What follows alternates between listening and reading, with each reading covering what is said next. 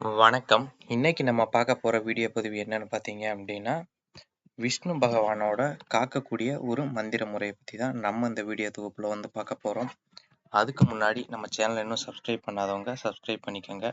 கூட வர்ற bell சிம்பலையும் ஆல்ன்றத click பண்ணிக்கங்க. அப்பதான் நான் போடுற வீடியோ உங்களுக்கு உடனுக்குடனே நோட்டிஃபிகேஷனா வரும். இப்போ வாங்க வீடியோக்குள்ள போகலாம். இந்த மந்திர முறைய எது போல விஷயத்துக்கெல்லாம் பயன்படுத்துவாங்க அப்படின்னு பார்த்தீங்க அப்படின்னா, முதல் விஷயம் குருமார்கள் தன்னோட சீடனுக்காக இறுதி கட்டத்த அடைஞ்சுட்டாங்க அப்படின்னா, அந்த சீடனுக்கு குடுப்பாங்க.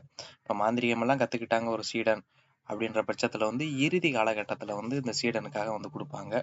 அது எதற்காக சீடனுக்கு குடுக்குறாங்க அப்படின்னு பார்த்தீங்கன்னா, மாந்திரீக ரீதியா வெளியிடங்களுக்கு ஒரு சில பூஜை விஷயங்களுக்கெல்லாம் வெளியிடங்களுக்கு போக வேண்டியது இருக்கும்.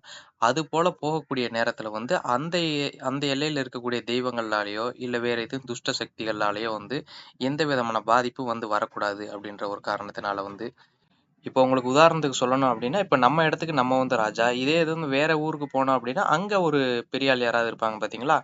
அதே போல தான் இந்த மந்திரத்த யாராவது பிரயோகம் பண்ணிட்டு வர்றாங்க. ஒரு நபர் பிரயோகம் பண்ணிட்டு வர்றாங்க அப்படின்ற பட்சத்துல அவங்க வெளி இடத்துக்கு எதுவும் மாந்திரீக காரியங்களுக்கு போறாங்க, இல்ல வேற எதுவும் பூஜை விஷயங்களுக்கு போறாங்க அப்படின்னா, அங்க இருக்கக்கூடிய தெய்வங்களா இருக்கட்டும், இல்ல அப்படின்னா தேவதைகளா இருக்கட்டும். இப்ப தெய்வங்கள் அப்படின்னா அனைவருக்கும் தெரியும். தேவதைகள் அப்படின்னா மோகினிகள், யக்ஷினிகள் இது போல தேவதைகள்லாம் பார்த்தீங்க அப்படின்னா, அவங்களுக்கு உதவி புரிய வரும். அதே போல இந்த மந்திர முறைய மாந்திரீகர் தான் பிரயோகம் பண்ணணும் அப்படின்றது கிடையாது. சாமானிய மக்கள் யார் வேண்டுமானாலும் பிரயோகம் பண்ணி வச்சுக்கிறது ரொம்ப நல்லது.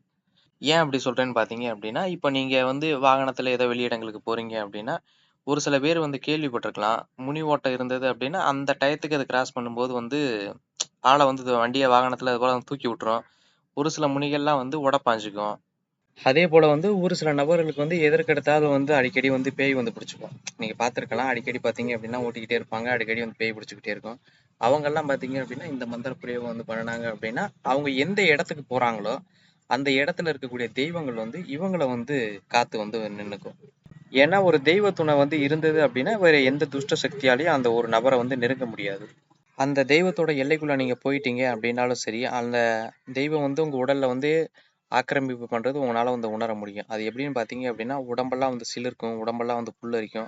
அதே போல அந்த எல்லைய கடக்குது அப்படின்னா, நீங்க அந்த எல்லைய தாண்டி போயிட்டீங்க அப்படின்னா, அது விட்டு விலகிரும்.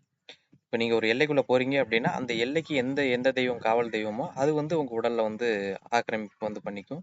அதே போல அந்த எல்லைய விட்டு நீங்க கடக்குறீங்க அப்படின்னா, அந்த தெய்வமும் விட்டு விலகிரும். அடுத்த ஒரு தெய்வம் உங்களுக்கு கவசமா இருக்கும். அதே போல உங்களோட குலதெய்வமா இருக்கட்டும், இல்ல அப்படின்னா நீங்க வணங்கக்கூடிய வீட்ல வணங்கக்கூடிய ஒரு இஷ்ட தெய்வமா இருக்கட்டும், அதெல்லாம் பார்த்தீங்க அப்படின்னா, எந்நேரமும் துணையாக இருக்கும். இந்த மந்திரம் பார்த்தீங்க அப்படின்னா, விஷ்ணு பகவானோட வசிய மந்திரம் அப்படின்னு சொல்லுவாங்க. அது ஏன் அப்படின்னு பார்த்தீங்க அப்படின்னா, விஷ்ணு இந்த உலகத்தையே அனைத்து ஜீவராசிகளுமே காக்கக்கூடிய ஒருவர். அந்த விஷ்ணு பகவானோட மந்திரத்த நம்ம பிரயோகம் பண்ணும்போது பார்த்தீங்க அப்படின்னா, அனைத்து தெய்வங்களும், தேவதைகளும் நம்மள காத்து நிக்கும். இத என்னைக்கு வேணாலும் நீங்க இந்த மந்திரத்த உச்சரிக்க ஆரம்பிக்கலாம். படையல்கள் இது போல கிடையாது. தினமும் ஒரு 10 நிமிஷம் காலையில, இல்ல உங்கனால எப்ப முடியுதோ, அப்போதைக்கு ஒரு தியானத்துல அமர்ந்து வெறுமனே ஒரு 10 நிமிஷம் நீங்க தினமும் உச்சரிச்சுக்கிட்டு இருந்தாவே போதும். இன்னைக்கு உச்சரிச்சுட்டு நாளைக்கு உச்சரிக்க முடியல அப்படின்னாலும் பிரச்சனை இல்ல. உங்களால எப்பப்ப முடியுதோ அப்பப்ப உச்சரிக்க ஆரம்பிங்க.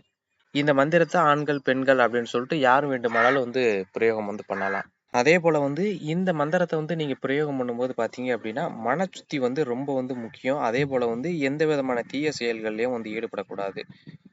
ஏன் அப்படி சொல்றேன்னு பார்த்தீங்க அப்படின்னா, இந்த மந்திரத்த பிரயோகம் பண்ணும்போது பார்த்தீங்க அப்படின்னா, அங்க இருக்கக்கூடிய தெய்வங்கள் நம்ம காத்துக்கு காத்து நிக்கும்.